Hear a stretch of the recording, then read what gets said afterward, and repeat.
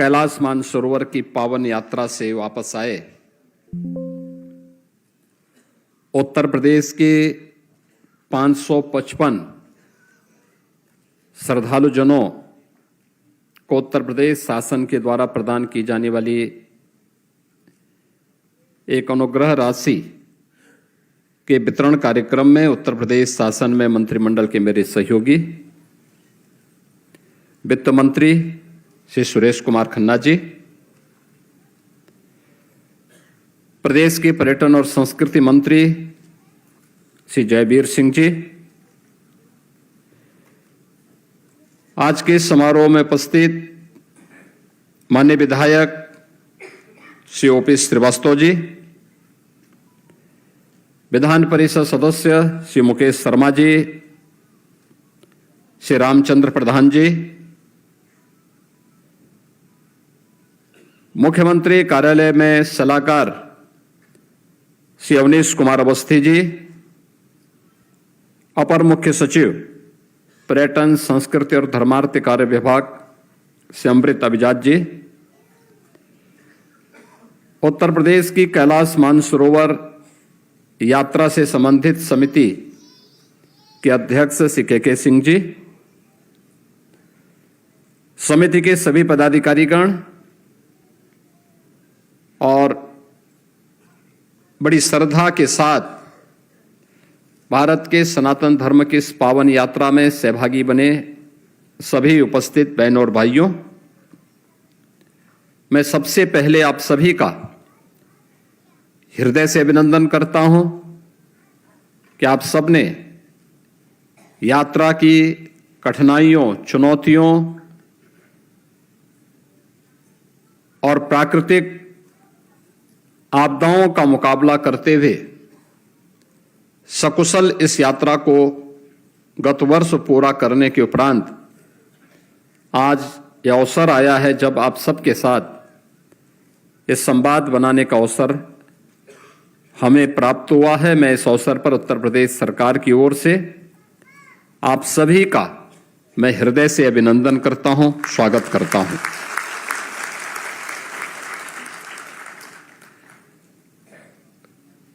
भारत के सनातन धर्म की परंपरा में प्राचीन काल से ही यात्रा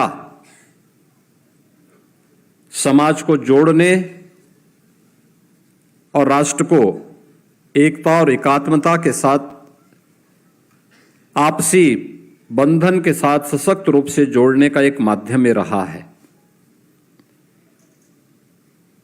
पहले तीर्थाटन भी जीवन का एक हिस्सा माना जाता था। लोग अपने सामान्य दिनचर्या में से कुछ समय निकाल करके यात्रा पे निकलते थे। लोगों के पास संग्रह की वृत्ति नहीं थी, बल्कि अपने मेहनत से, अपने पुरुषार्थ से जो कुछ उन्होंने अर्जित करते थे, उस समय यात्रा पे निकल करके फिर जरूरतमंदों की सहायता करने के लिए वे किसी न किसी धार्मिक स्थल की यात्रा पे निकलते थे और उस यात्रा के माध्यम से पुण्य के भागीदार भी बनते थे। समाज को जो जोड़ने, समझने और देखने की एक नई संजीवनी भी प्राप्त करते थे। भारत के अंदर जो धर्मस्थल बने हैं उसके पीछे ये भाव भी रहा है। भारत प्राचीन काल से ही एक राष्ट्र की इकाई के रूप में, सांस्कृतिक इकाई के रूप में सदैव आदिकाल से बना रहा है। याद करिए, जब आदि शंकर ने केरल से निकल करके देश के 4 कोनों में 4 पीठों की स्थापना की होगी, तब देश के अंदर कोई एक सरकार नहीं थी, राज्य रजवाड़े थे, राजनीतिक इकाइयां अलग अलग भले ही रहे होंगे, लेकिन सांस्कृतिक रूप से पूरा भारत एक था। और आज भी वह भाव हर सनातन धर्मावलंबी के मन में रहता है। और ये सुखद संजोग है हम सब के लिए कि हम लोगों ने, हमारे ऋषि मुनियों ने, हमारे पूर्वजों ने जिस भाव के साथ हमें जोड़ने का काम किया, वह आज भी उसे बनाए रखने का, एक दायित्व का निर्वहन करने का प्रयास हम सब करते हैं। कोई श्रद्धा भाव के साथ करता है, कोई पर्यटन की दृष्टि से करता है। लेकिन धार्मिक स्थलों की यात्रा जब हम करते हैं तो श्रद्धा भाव ज्यादा हो, पर्यटन उसके बाद हो और मनोरंजन उसके बाद हो, तो ये तीन चीजों को अगर हम ध्यान में रख करके करेंगे तो उसकी पवित्रता को, उसकी मर्यादा को भी बनाए रख पाएंगे और उन स्थलों की गरिमा के अनुरूप हमारा आचरण न केवल हमें बल्कि हमारी पीढ़ी को भी संस्कारित करके आगे बढ़ने में मदद कर सकती है। उत्तर प्रदेश के श्रद्धालु जनों के लिए कोई समस्या न हो, इसी के लिए हम लोगों ने 2017-18 में गाजियाबाद में कैलाश मानसरोवर भवन का निर्माण किया और कैलाश मानसरोवर भवन इस यात्रा के प्रथम पड़ाव में, जब विदेश मंत्रालय के द्वारा सभी प्रकार की औपचारिकताओं को पूर्ण किया जाता है, उन औपचारिकताओं को पूर्ण करने के दौरान उनके लिए ठहराव का प्रथम पड़ाव, उस पड़ाव के निर्माण के लिए, और वह कार्य एक समय सीमा के अंदर पूरा हुआ। आज वह वहां पर आप सबके लिए उपलब्ध है। सरकार का प्रयास रहा है हर एक तीर्थ स्थल पर श्रद्धालु जनों के लिए अच्छी सुविधा प्राप्त हो, आज के समय के अनुरूप हम सुविधा उपलब्ध करवा सकें। एक समय था सीमित साधन नहीं थे, सीमित संख्या में श्रद्धालु जाते थे। आज साधन हो गए हैं। उत्तर प्रदेश में तो आप देखते होंगे कितनी बड़ी संख्या में, अगर हम गत वर्ष की बात देखें 2025 में उत्तर प्रदेश के अंदर 164 करोड़ श्रद्धालु उत्तर प्रदेश के अंदर अलग अलग धर्म स्थलों पर अलग अलग क्षेत्रों में आए, जिसमें 66 करोड़ तो अकेले प्रयागराज महाकुंभ में आए। काशी में काशी विश्वनाथ धाम, अयोध्या में श्री राम जन्मभूमि, मथुरा वृंदावन में, अलग अलग क्षेत्रों में करोड़ों की संख्या में श्रद्धालु जनों का आगमन एक चुनौती भी है और उस चुनौती के साथ साथ एक अवसर भी होता है। सरकार अपने स्तर पर प्रयास करती है कि हम अच्छी सुविधा दे सकें, आवागमन के भी, जन सुविधाओं के लिए भी, और जो भी श्रद्धालु जन पर्यटक गण आते हैं उनके लिए अच्छी सुविधा वहां पे उपलब्ध हो सके। क्योंकि कैलाश मानसरोवर की यात्रा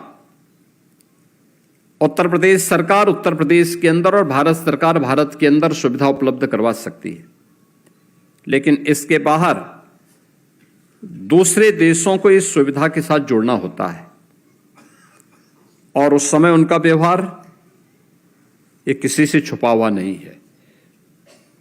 जैसे तैसे वो यात्रा वहां पर श्रद्धालु जनों के द्वारा संपन्न होती है, लेकिन फिर भी हम लोग उसके साथ जुड़ते हैं क्योंकि उस असुविधा में भी हमारी आस्था भारी पड़ती है और आस्था के कारण हम सभी लोग जाकर के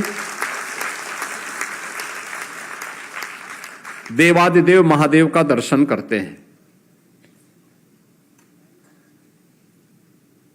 डबल इंजन की सरकार का पूरा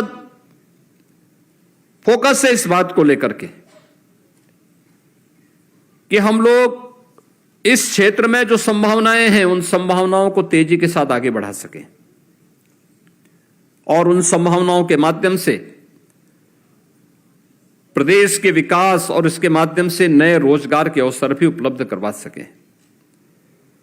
ऐसा नहीं, आज के दिन पे तो उत्तर प्रदेश में लखनऊ में भी, अयोध्या में भी, काशी में भी, प्रयागराज में, चित्रकूट में, विंध्यवासिनी धाम में, नेमिषारण्य में, मथुरा वृंदावन में, सुखतीर्थ में, बौद्ध पर्यटन से जुड़े हुए केंद्रों में, अन्य तीर्थ स्थलों में पर्यटन के लिए और पर्यटकों के लिए ढेर सारी सुविधाएं पिछले 8-9 वर्षों के अंदर सरकार ने उपलब्ध करवाई हैं और इन सुविधाओं को और अच्छा करने का प्रयास भी किया जा रहा है।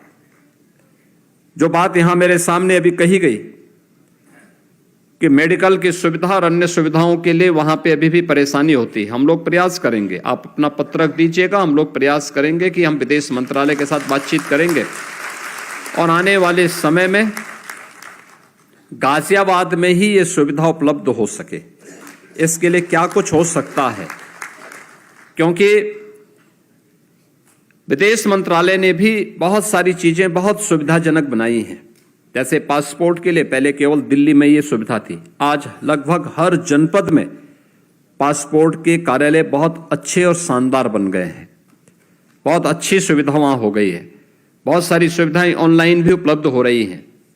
हम लोग ये प्रयास करेंगे कि क्या हो सकता है। अवस्थी जी से मैं कहूंगा कि थोड़ा इसमें लग करके और कैसे कैलाश मानसरोवर भवन के पास ही इस सुविधा को उपलब्ध करवाने में अगर विदेश मंत्रालय सहयोग करता है तो इस सुविधा को कैलाश मानसरोवर, जब कैलाश मानसरोवर की यात्रा होती है तो उस समय कैलाश मानसरोवर के श्रद्धालुओं के लिए, शेष समय अन्य धार्मिक यात्रा में भी उसकी उपलब्धता सुनिश्चित हो। मैंने पर्यटन और संस्कृति विभाग को पहले भी कहा था कि इसका हमें बेहतर उपयोग करना चाहिए, लेकिन उपयोग ही नहीं करना, उसका रखरखाव भी करना है। रखरखाव बेहतर तरीके से हो। अगर कोई चीज बनी है, हमारा दायित्व बनता है कि हम उसको सही देखभाल करें, उसका संरक्षण करने का दायित्व भी हमारा है। यही हमारी कृतज्ञता होती है अपने परंपरा के प्रति, अपने धार्मिक स्थलों के प्रति। कैलाश मानसरोवर की यात्रा में आपको जाने का अवसर प्राप्त हुआ। प्रयास होना चाहिए कि अलग अलग समय में यात्राएं होती हैं। उत्तराखंड में भी 4 धाम हैं, देश के अंदर भी 4 धाम हैं और उत्तर और दक्षिण को जोड़ने के लिए प्रधानमंत्री मोदी जी ने बहुत सारे प्रयास प्रारंभ किए। काशी तमिल संगमम का कार्यक्रम काशी में पिछले 4-5 वर्षों से लगातार चल रहा है। तमिलनाडु और उत्तर प्रदेश को जोड़ने के 2 माध्यम हैं। उत्तर प्रदेश में बाबा विश्वनाथ का धाम है और तमिलनाडु में रामेश्वरम धाम है। हमारा प्रयास होगा आने वाले समय में उत्तर प्रदेश के श्रद्धालु रामेश्वरम की यात्रा में जाएं। उत्तर प्रदेश के श्रद्धालुओं के लिए रामेश्वरम की यात्रा और सुगम हो सके। रेलवे मंत्रालय के द्वारा उस प्रकार की सुविधाएं उपलब्ध कराई जाती हैं। हम लोग उसके साथ भी बातचीत करके प्रयास करेंगे कि काशी से बाबा विश्वनाथ का दर्शन करके गंगा जल लेकर के और यहां से गंगा जल लेकर के अगर रामेश्वरम की यात्रा करने के लिए क्या सुविधा हो सकती है तो इसको और अच्छे ढंग से रिफाइंड करके इसको आगे बढ़ाने में प्रदेश सरकार को भी इस सुविधा को बढ़ाने में, इस सुविधा को प्रदान करने में मदद मिलेगी। क्योंकि उत्तर से दक्षिण को जोड़ने, एक भारत श्रेष्ठ भारत के निर्माण में इससे और सहायता प्राप्त होगी। मीडिया के माध्यम से प्रचार प्रसार करने का दायित्व है। यह पर्यटन, संस्कृति और धर्मार्थ कार्य विभाग का होना चाहिए। यात्रा के समय हमारे पास उस प्रकार का ऐप मौजूद हो। सोशल मीडिया के माध्यम से, डिजिटल मीडिया के माध्यम से, विजुअल मीडिया और प्रिंट मीडिया के माध्यम से इस प्रकार का प्रचार प्रसार हमें व्यापक रूप से करना चाहिए। अगर हम करेंगे तो विभाग का भी और उस प्रकार के प्रचार प्रसार के माध्यम से, इन धर्मस्थलों के माध्यम से प्रदेश की अर्थव्यवस्था में एक नई पहचान उसे प्राप्त होती है। अर्थव्यवस्था मजबूत होती है। प्रयागराज में महाकुंभ हुआ, 66 करोड़ श्रद्धालु आए, और 66 करोड़ श्रद्धालुओं के आने से उत्तर प्रदेश की अर्थव्यवस्था पर क्या प्रभाव पड़ा, आज ये सब दिखाई देता है। इसका प्रभाव है। इस प्रकार के आयोजन अपने आप में देश को जोड़ने के बहुत अच्छे माध्यम बनते हैं। हम लोगों ने देखा, जो लोग उत्तर प्रदेश में पहली बार आए, उस समय उनके बीच में उत्तर प्रदेश के बारे में जो धारणा बनाई गई थी कि उत्तर प्रदेश में सुरक्षा नहीं है, विकास नहीं है, अव्यवस्था है, लोगों का व्यवहार ठीक नहीं है, जब उन्होंने उत्तर प्रदेश में आकर के देखा कि उनके राज्य से अच्छी सड़कें हैं, उन्होंने जब उत्तर प्रदेश में आकर के देखा लोगों का व्यवहार बहुत अच्छा है, उन्होंने जब यहां देखा कि यहां पे बेहतरीन सुविधाएं हैं।